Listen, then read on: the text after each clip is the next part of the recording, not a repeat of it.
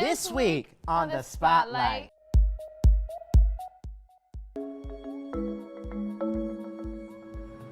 Human rights is, geez, that's a good question. Human rights. Oh, that's a tough one. Wow. I don't even know how to give that a definition. I would probably have to do a little bit of homework or something. Any right that I think just as a normal, human, The rights that humans have? Oh, that's a very large debate. Zu mange ting. Tú le puedes preguntar a 20 personas y te van a dar 20 diferentes opiniones. Non saprei, una domanda complicatissima. We just take them for granted that they're there, but we don't even consider what they are. We tackled the unethical breach of human rights and its effects on the LGBT community and racial minorities, from police brutality to racial profiling. No justice, no peace. No justice, no peace. We will discuss these issues and get to the bottom of it all. I'm David Martinez. Join me and my co-host Ebony Harper as we tackle the issues of human rights today on the Spotlight.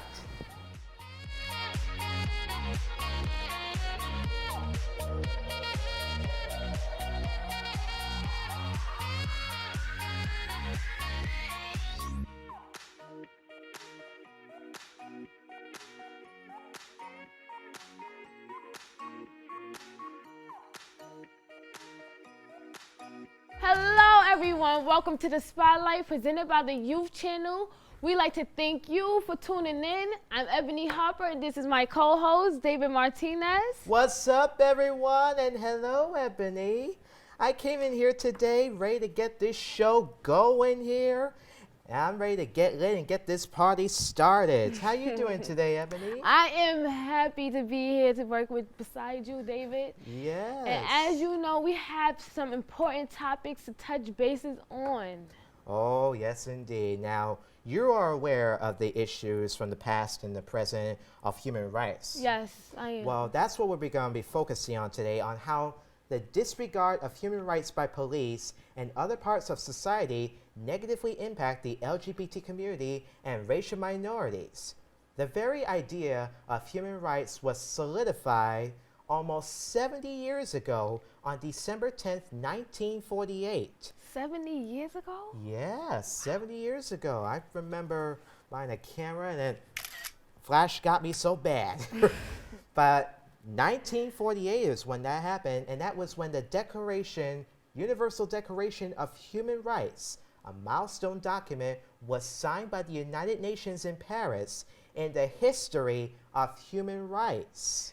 Yes. And the Universal Declaration states that the civil and political rights, like the rights to liberty, freedom of speech, and privacy, are to be enjoyed by all people no matter who you are or where you live. It also includes economic, social, and cultural rights, like the rights to Social Security, health, and education. Yes, Ebony, and there are 30 articles that form this declaration. Now, what we want to talk about is whether or not human rights are being respected. David, do you believe people are still fighting for their human rights today, or they have just given up? Well, Ebony, if you look at one side here, you see that there are still many individuals that are fighting for their human rights here, just by having their voices heard and advocating for change. While if you look at the other side, on the other hand, there are some people that have given up for their rights just because others don't care and it's not affecting them and they just don't want change at all here. Yes, you're right, David. I know one community that I'm very familiar with that's been fighting for years for their human rights.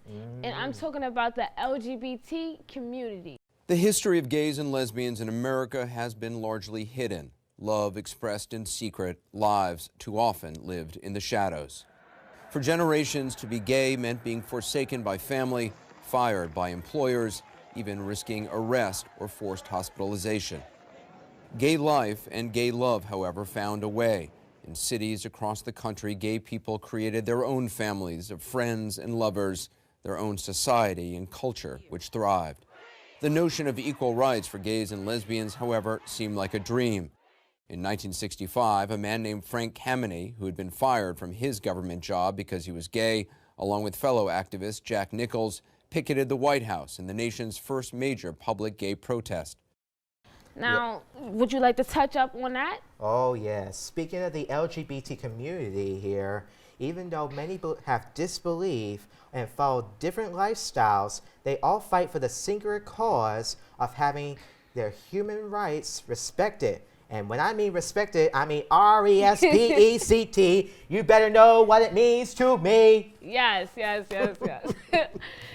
And this has made the LGBT community in the recent years fight even harder for their equal representation, eventually resulting to the recognition of gay marriage as a legal form of marriage almost in 50 states. Can you believe that? I can't believe it. However, the fights for the gay rights are still facing many hurdles, and they have a long way to go. But I would love to touch a little bit more on gay marriage. Now, we all know in the year of 2013 of June, gay marriage was recognized on the federal level as a legal form of marriage after the Supreme Court ruling U.S. versus Windsor. Now, what happened after that case of 2013? Well, after that 2013 case, Ebony, we should all understand that there were only 14 states where same-sex marriage had not been legalized in the United States until later on. And then this case faced many hurdles on a state level due to the opposition of conservative groups, leading to state-level bans on gay marriage. However, since June of 2015, following the rule of another Supreme Court case, gay marriage has become the legal nationwide, overturning the state's legal bans. Wow. Yeah, and now I'm so glad that gay marriage was just legalized in the United States, because we ought to thank our very good president, Barack Obama.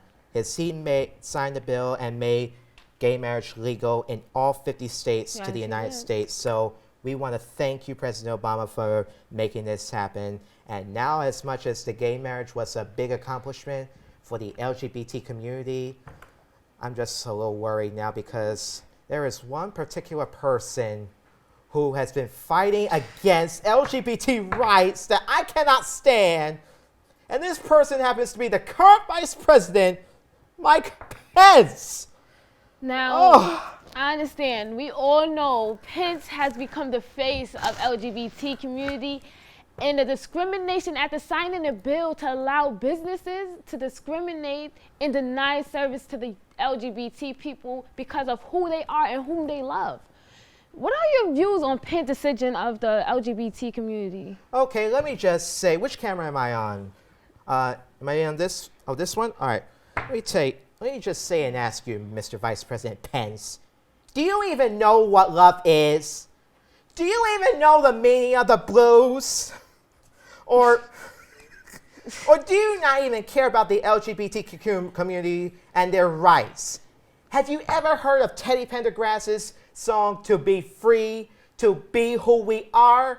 I mean, this man is just out of control and out of his mind to limit LGBTQ rights. Like, come on, man. It's not gonna work. Unfortunately, and look, that's not even worse. It gets worse than that. Oh my God. Now, we all know Mike Pence was also known for supporting the conversion of the therapy. And as a member of the Congress, he even said that marriage equality can lead to societal collapse, and called homosexuality a choice. So was it a mistake to sign this law? Absolutely not. The Religious Freedom Restoration Act was signed into federal law by President Bill Clinton more than 20 years ago, and it lays out a framework for ensuring that a very high level of scrutiny is given anytime government action impinges on the religious liberty of any American. Who appeared with you when you signed the bill, Eric Miller of Advance America, wrote that it will protect those who oppose gay marriage. He put up this example. He said, Christian bakers, florists, and photographers should not be punished for refusing to participate in a homosexual marriage. So this is a yes or no question. Is Advance America right when they say a florist in Indiana can now refuse to serve a gay couple without fear of punishment? Well, let me explain to you. The purpose of this bill is to empower, and has been for more than 20 years, George. This is not speculative. The purpose of this legislation, which is the law in all 50 states in our federal courts, and it's the law by either statute or court decisions in some 30 other states, is very simply to empower individuals when they believe that actions of government impinge on their constitutional First Amendment freedom of religion. This is not about discrimination. This is about empowering people to confront government overreach, George. Though, on it, because your supporters say it would. And so yes or no, if a florist in Indiana refuses to serve a gay couple at their wedding, is that legal now in Indiana? George, this is where this debate has gone with misinformation and frankly, it's just a question, sir. Yes or no? Well, there's been shameless rhetoric about my state and about this law and about its intention all over the internet. Okay.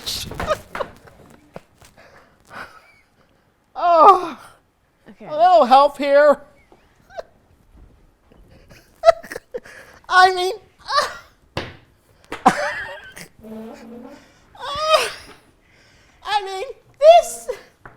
this man, he does not know what he's doing. And on a side note to this, he had to find a partner in crime that I also cannot stand at all. And he happens to be Trump's Attorney General cabinet nominee, Jeff Sessions. I mean, he spent 20 years in the Senate trying to limit the LGBTQ rights.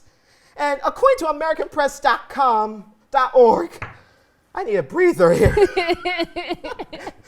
But he voted a constitutional ban on same-sex marriage. I'm sorry I spit, but this is the facts, and he's killing me here. But he also voted a law against a law that stopped bosses from hiring employees based on sexual identity. This man is crazy. Like, what are your thoughts on what Jeff Sessions is doing here? Like, what does it mean for the LGBT community and for everyone else? Well, David, the only thing I can tell you is that it definitely doesn't mean any good, especially because his role as Attorney General of the Trump's administration, as Attorney General, Sessions will have the power to overturn any law that helps the Supreme Court, which is now the compress of justice elected by Trump, giving him the power to overturn the gay marriage laws, destroying all the strives. That's what I'm afraid of here. Now, I'm afraid of that too. And also, according to the Center for American Progress, 1 in 10 lesbian, gays, bisexual workers reported being fired from their jobs in the last 5 years due to the sexual orientation of their identity. Oh, come on. I mean, that's ridiculous. It is ridiculous. And nearly 1 in 3 transgender experience serious workplaces discrimination on the basis of their gender and identity in the last year alone. Okay, here's the thing. Why do you have to limit their rights in the workplace discrimination? Like, that is just ridiculous and plain wrong and dumb.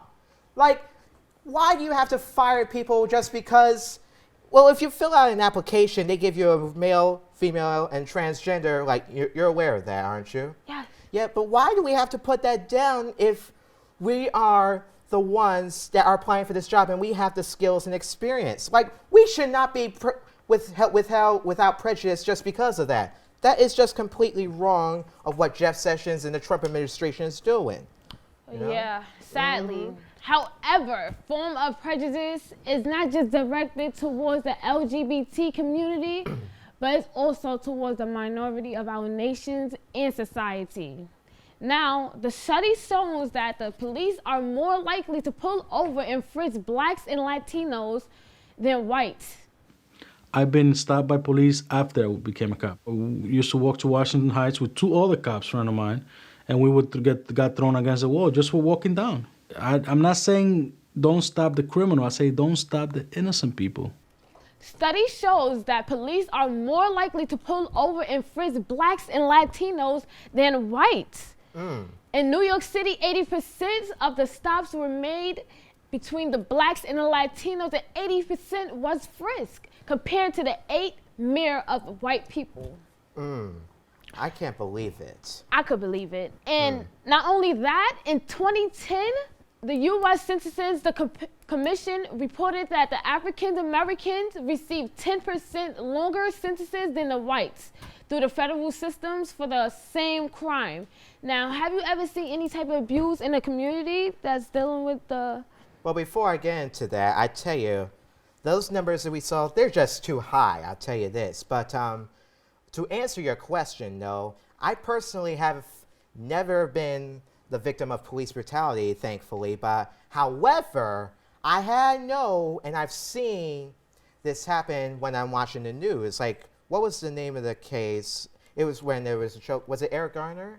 Yes. Yeah, it was Eric Garner and many other different cases as well that I've seen that has had this issue as well, where it's just completely wrong what the police is doing. Like, they're just after the money and they just want to help people just stay inside. But anyway, I'm losing my train of thought. But we've had a long discussion, Ebony, here, and we're gonna our mouths are dry. My throat is dry, and I'm pretty sure we need water, aren't we? So we'll be right back with more of this discussion here. Whew.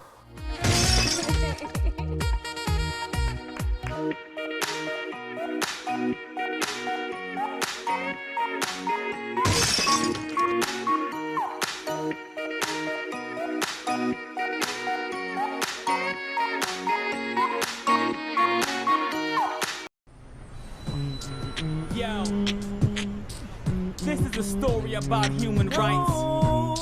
For those that don't know, you need to.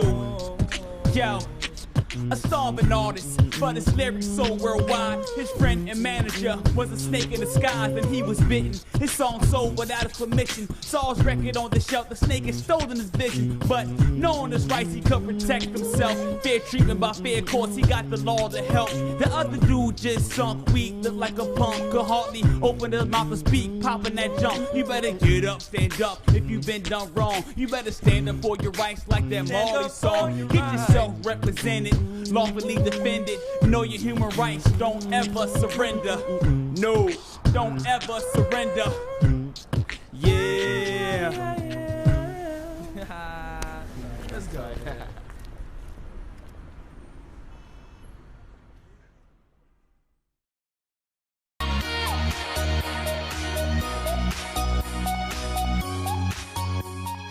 Oh, hello, welcome back to the Spotlight here on the U channel, and we want to continue our conversation on human rights. Now, economic inequality has become one of the greatest social diseases of our time, threatening the human rights of all people. Indeed. Oh, hi, welcome back. I've recovered from that last segment over Pence, Trump, and Sessions. Well, I don't even care about them, but I've recovered here. And did you go through a wardrobe change during the break? Yeah. I had to, get all glamour up. I look cute, You're looking good, girl. I can't believe you had to do a wardrobe change while I was in Africa. Thank you so much. You're welcome. But what you did say, Ebony, is true, because I can't believe it myself. But I didn't know about this either, because 80 of the richest people on the planet now own as much as bottom half of the world's population. Now, did you know about this? No, I didn't. Neither did I at all. But in fact, 7 out of 10 people live in countries where the gap between the rich and poor is greater than it was 30 years ago. This is very discouraging, David, because of Article 22 of the Universal Declarations of Human Rights. Everyone is entitled to their realization of the economics, social, and cultural rights dispensable for her or his dignity. Now, what's your thoughts on that? What you think? Well, we have to understand here that everyone has to understand what Article 22 says, because you have to look at that everyone, and I mean everyone, is entitled. Yes. They're entitled to realization of the economic, social, and cultural dispense. And we also have to understand that the human rights movement as a whole has been so slow to address the implications of this alarming trend and everything else that we have seen today here. And unfortunately, I can hear my agent calling me around the globe and on the other side here. So we're gonna have to go to another break here, and I'll speak to my agent as well. You are watching The Spotlight on the Youth Channel. We'll be right back.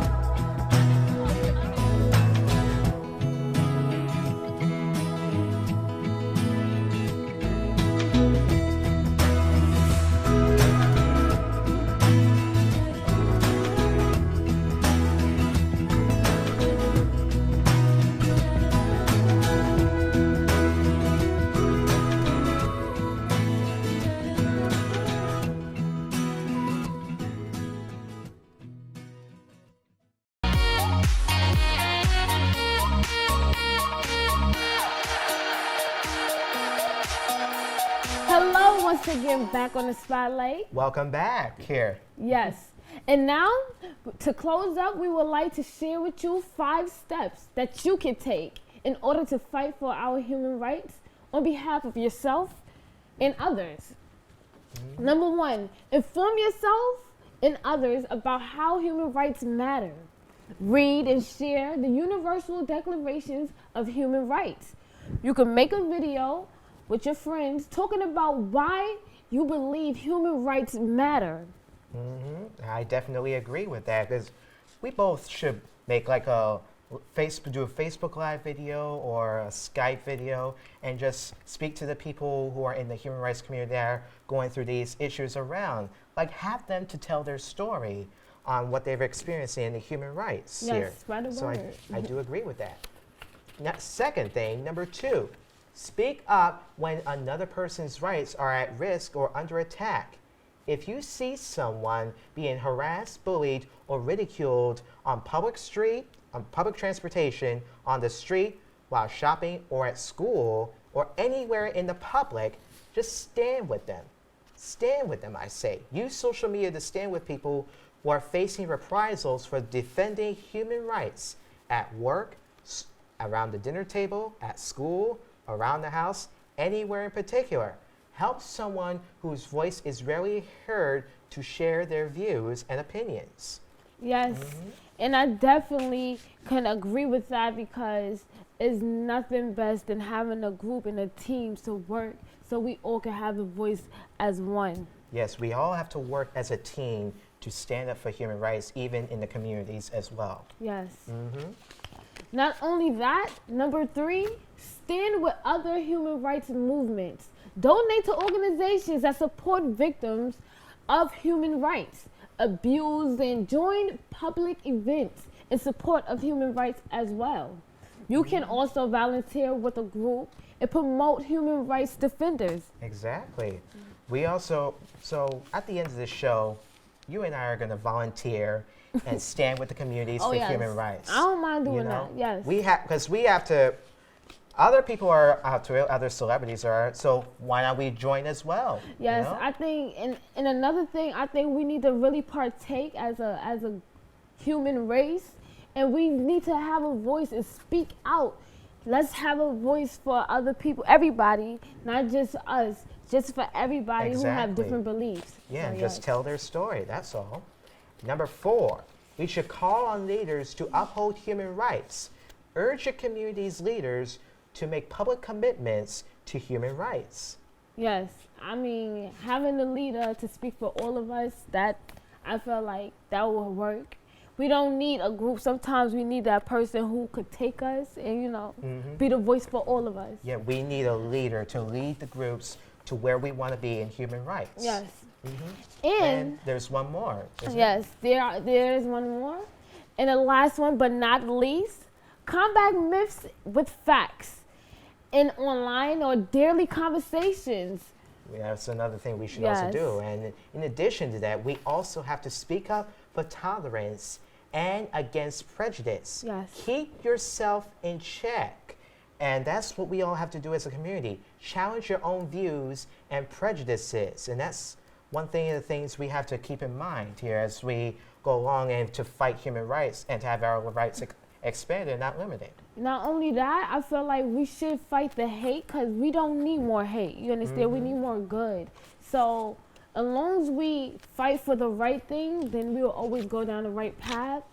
And let's just say no to the negative and let's say yes to positive. Yes, because we all want peace on this earth. No racism in America. We just want peace. Why can't we all just get along as a community and as a nation? Yes, and come united. Exactly, because reunited just feels so good rather than just fighting each other because of whatever the issue is, you know?